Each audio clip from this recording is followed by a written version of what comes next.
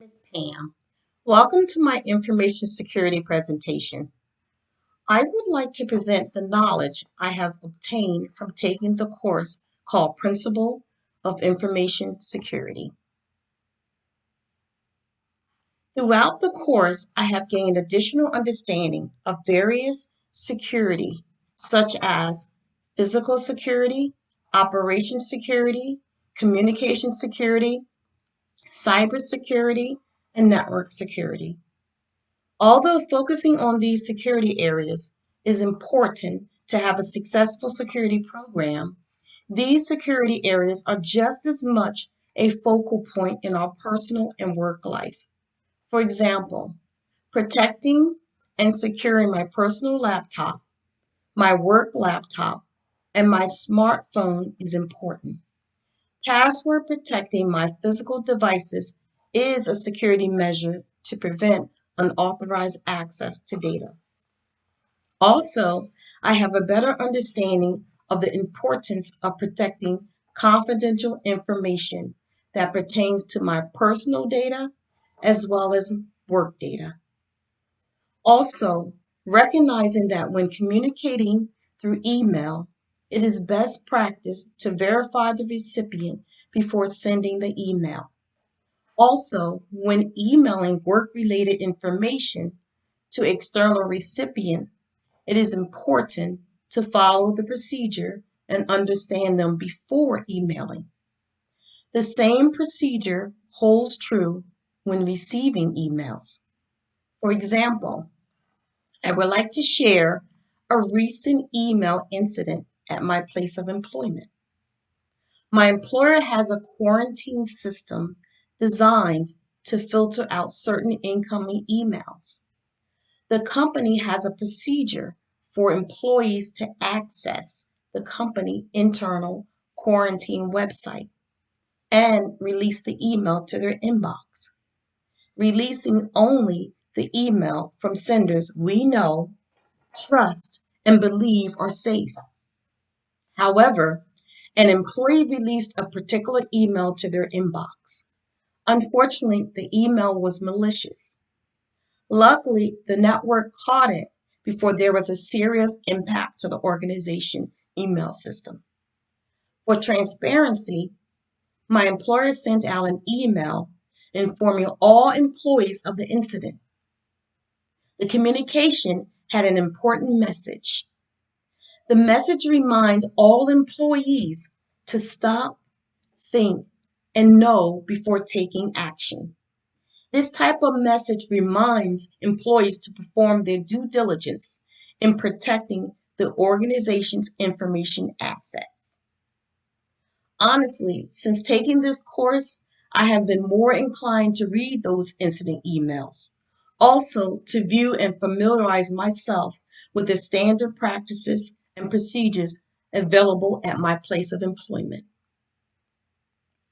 Although it is important for InfoSec professionals to have a plan, it is equally important to have procedures and policies established to remediate risk. Being an IT help desk analyst, I receive calls from employees about computer and application issues, password issues, and incidents concerning the loss of a company laptop. Taking the course has taught me that if I'm not sure of how to proceed with an issue, I have the ability to use our company procedures and standard practices that is available through our intranet. There is a lot of security guidance within the many procedures, policies, and the standard practices, which includes access control guidelines, procedures for accessing systems information by the intended need-to-know person, procedures including the employee's security responsibilities regarding access. Also, standard practices for the authentication method for that employee must follow. Adhering to these company policies will allow me and other employees to continue protecting the organization's information assets. Since taking this course, I am more aware that threat agents are a danger to my personal information and organization information assets. These threat agents seek out vulnerabilities and attack. Unfortunately, these attacks created by the perpetrators obtaining unauthorized access to information can cause a lot of damage. Therefore, it is important for InfoSec professionals to know the threat and the data that the company needs to protect at all times. Also, for my personal life, it is important for me to be aware of vulnerabilities and to know how to mitigate the risk and to prevent my confidential information from being compromised. While learning about threats and network security, I became apprehensive about using open public Wi-Fi connection.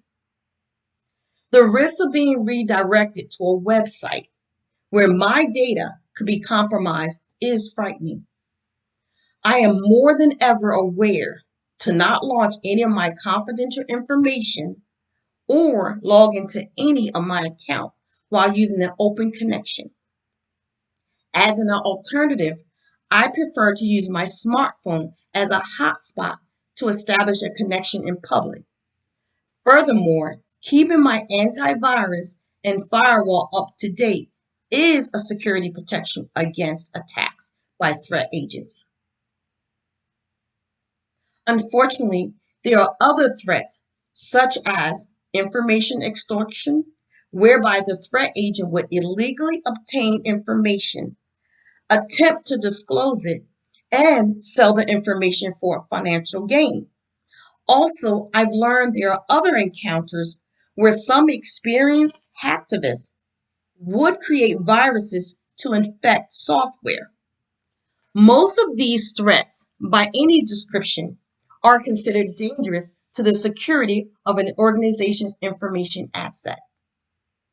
I have learned that organization policies should include a deterrent that specifies the penalties involved with the crime, along with the prospects of being captured and the expected penalties that will be imposed, especially if there are employees involved in computer crimes against the organization.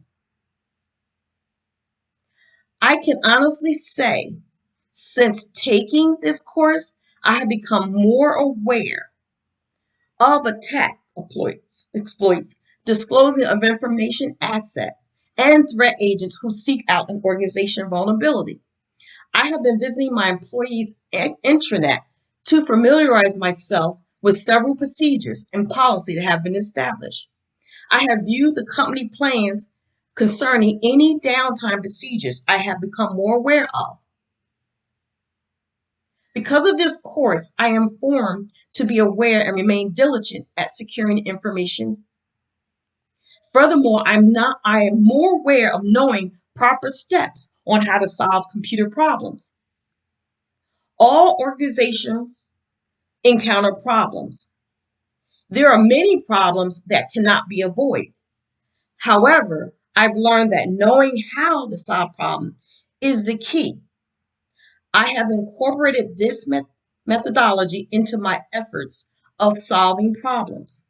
The 5 essential steps of the methodology are: 1, recognize and define the problem; 2, gather facts and make assumptions; 3, develop possible solutions; 4, analyze and compare possible solutions; 5, select, implement, and evaluate.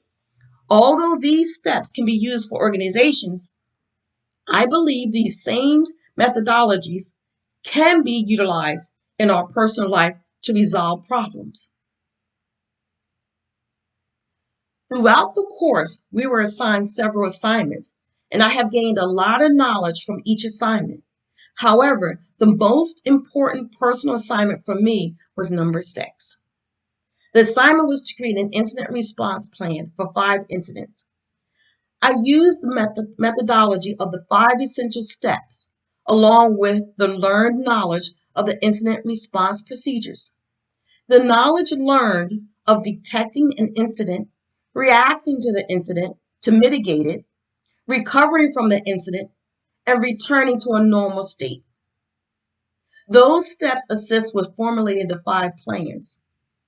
The plans that I would not have otherwise thought about creating until taking this course.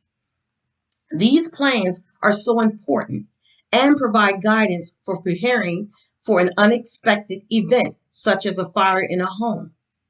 As stated, the incident response plan is not only suitable for organization, the incident response plan is beneficial for homeowners and renters to implement and prepare for unexpected events. As a final statement, I have learned a wealth of knowledge from this course. I am more than ever aware that threats are everywhere. Therefore, valuable computerized information should be protected, especially from misuse. Thank you for listening to my presentation. Goodbye.